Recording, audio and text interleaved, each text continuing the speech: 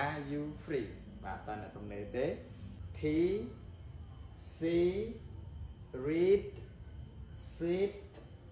eat mean ខ្ញុំបាទសូមការអនុញ្ញាតជម្រាបសួរអ្នកទាំងអស់គ្នាសុខសប្បាយចិត្តទេ Hello everybody how are you today បាទថ្ងៃនេះខ្ញុំបាន Mr. សំសុធាសូមការអនុញ្ញាតចូលខ្លួនមករៀនភាសាអង់គ្លេសថ្នាក់ដំបូងទៀតហើយថ្ងៃនេះផងដែរសូមការអនុញ្ញាតរៀនមេរៀនទី5បន្តបានតកតនឹងការរៀនផ្សំស្រៈបាទ2បញ្ចូលគ្នាស្មើសំឡេង1បាទហើយវីដេអូនេះផងដែរក៏សូមបាទការជាស្រ័យទុកជាមុនក្រៃលោកខ្ញុំបានធ្វើទៅមានការខុសឆ្គងយ៉ាងណាគោលបំណងដើម្បីនឹងចែក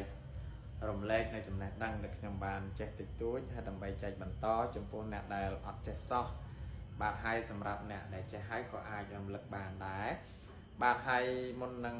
ចូលមេរៀនថ្មីខ្ញុំបាទតែងតែសូមការអនុញ្ញាតរំលឹកមេរៀនចាស់បាទគ្រប់មេរៀនទាំងអស់បាទហើយសូមសួរថាមេរៀនម្សិលមិញគឺយើងបានរៀនស្រៈអ្វីដែរដែលយើងផ្សំចូលគ្នាស្មើនឹងសំឡេងអ្វីដែរគឺម្សិលមិញ double E ស្មើនឹងសំឡេង E មែនអត់បាទតោះយើងឧទាហរណ៍ទាំងអស់គ្នាបាទ example free មែនអត់នេះ double E ស្មើសំឡេង E free បាទ free ស្មើនឹងបាទ F បាទបូក A បូក double E មែនអត់យ៉ាអញ្ចឹងយើងដឹងហើយ F ស្មើនឹងអក្សរ for ឬ for បូកនឹង A ស្មើនឹង R បាទdouble E នេះស្មើនឹងសំឡេង E បាទស្មើនឹងសំឡេង E បាទតោះឥឡូវយើងចាប់ដើមបូកបញ្ចូលគ្នាស្មើនឹង for យើងរ for បាទដាក់ស្រៈ E free បាទ free free free free បាទ are you free បាទតើអ្នកទំនេរទេ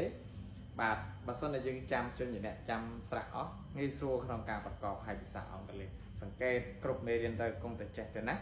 រៀនម្ដងបន្តិចនឹងចេះបាទកុំឲ្យខាត់ពេលសូមចូលមេរៀនថ្មីតែម្ដងបាទតោះ let's go បាទថ្ងៃនេះយើងរៀនតាក់ទងនឹងស្រៈ E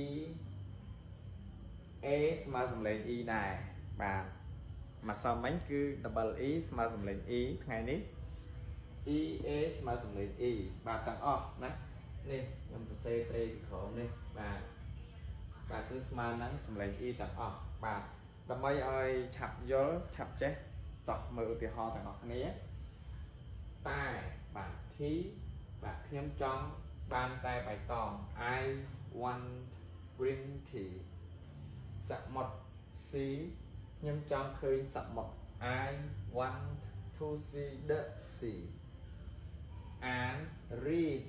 ខ្ញុំអាចអានភាសាអង់គ្លេសបាន I can read English កៅអីឬទីអង្គុយ seat